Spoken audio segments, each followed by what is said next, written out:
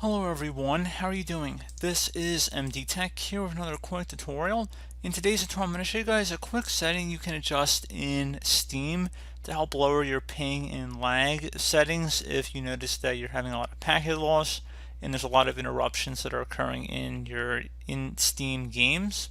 So just keep in mind this isn't going to necessarily be a fix-all for everything, but generally speaking it does appear to help some people. So we're going to go over how to hopefully fix that for you guys.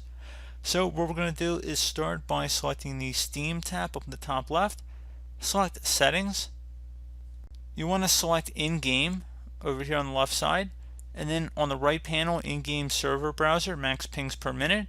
Click inside the drop down here. So automatic is set to 5,000. Feel free to go lower here, and this is pings per minute. So if you want to go set it down to 1,000 or something like that, you're welcome to, and then go select OK. You will need to restart the Steam application for it to take effect, and that should be about it. So again, restart Steam and that should be it. So as always, thank you guys for watching this brief tutorial. Do hope that I was able to help you out, and I do look forward to catching you all in the next tutorial. Goodbye.